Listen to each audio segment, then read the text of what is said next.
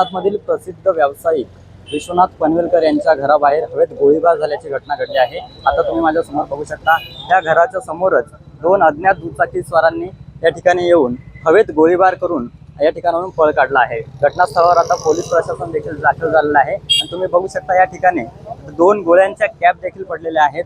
त्या दोन round fire झाल्याचं प्रथमदर्शनी तरी दिसून येत आहे। आता या ठिकाणी पोलीस प्रशासन दाखल झालं असून आता पोलिसांकडून सीसीटीव्हीच्या आधारे शोध घेण्याचा प्रयत्न आता सुरू आहे, तपास सुरू आहे।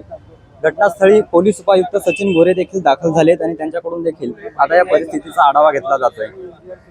दोन अज्ञात दुचाकीस्वारांनी ही हवेत गोळीबार केल्याची घटना आता दुपारी 2 ते 2:30 वाजताच्या दरम्यान घडली आहे। हुतात्मा चौकापासून अगदीच हाकेच्या अंतरावर असलेल्या विश्वनाथ पनवेलकर यांच्या घराच्या समोरच हा हवेत गोळीबार झालेला आहे। घटनास्थळावरून आपण या परिस्थितीचा आढावा घेतो आहोत। तुम्ही माझ्या पाठीमागे बघितलं तर हेच ते विश्वनाथ पनवेलकर यांचं सीताई सदन आहे आणि याच घराच्या बाहेरच अज्ञात दोन हल्लेखोरांनी बंदुकीच्या साहाय्याने फायरिंग केलेलं आहे आणि 2 राऊंड फायर केल्याची आता तरी प्रथमदर्शनी माहिती समोर आलेली आहे। अंबरनाथ पूर्व पोलीस स्टेशन अंतर्गत हुतात्मा चौकामध्ये एक 2:15 वाजल्याची ही घटना आहे।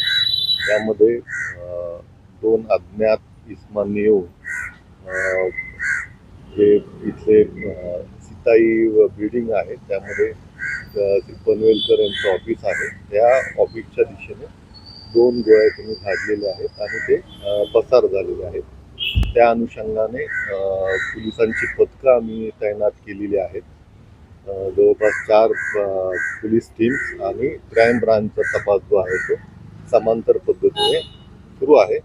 लवकरच याविषयी आम्ही जास्तीची माहिती देऊ।